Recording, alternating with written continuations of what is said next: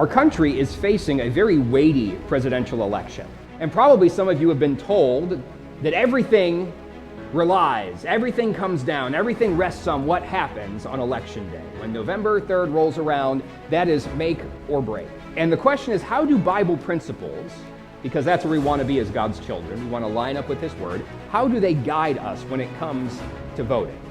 Are there some people that a Christian cannot in good conscience vote for? Is there only one way that a believer can vote?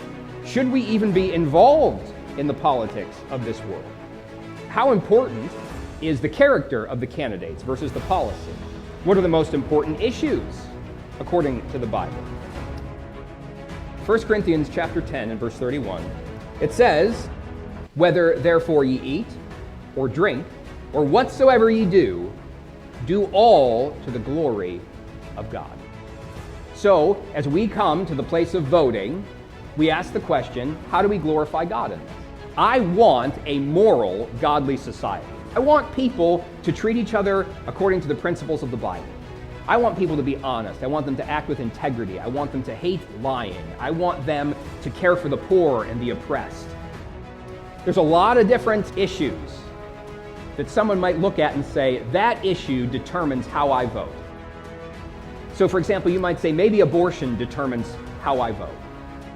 Or maybe the LGBTQ movement and what makes marriage is how I vote. Or what with the economics determines how I vote. Or immigration policy or healthcare. These things determine how I vote. But what does God say is the chief thing that you and I ought to be most concerned about?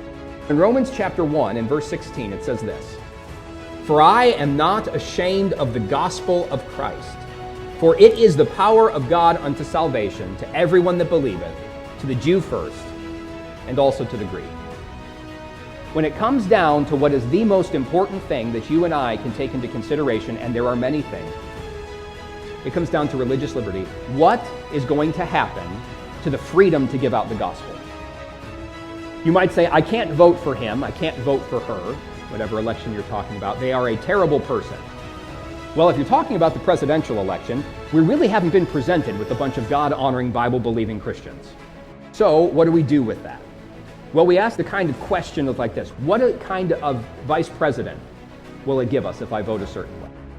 What kind of appointees will we end up with if we vote a certain sort of way? What kind of religious liberty will we end up if we vote a certain type of way? But there are some basic things that if we do not have, we cannot have a society. You can sum them up in don't hurt people and don't take their stuff.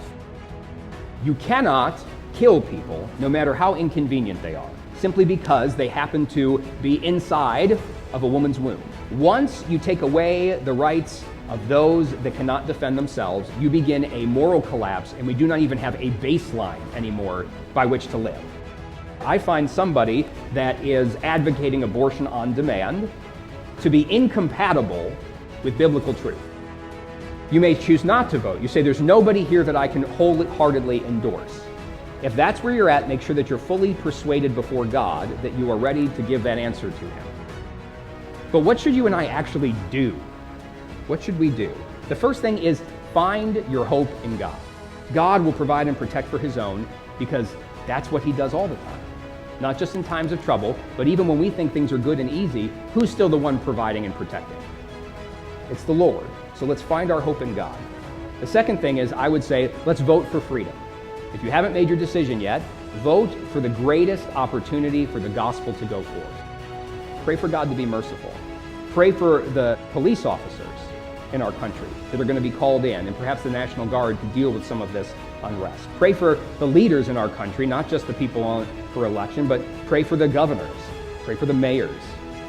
Say, be prepared is the last thing. If you can, don't go panic buying, but maybe make some Amazon purchases, maybe get some extra food in the house so that you don't have to worry if things get disrupted.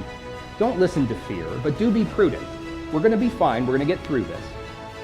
The Bible says in Proverbs 21:31, the horse is prepared against the day of battle, but safety is of the Lord.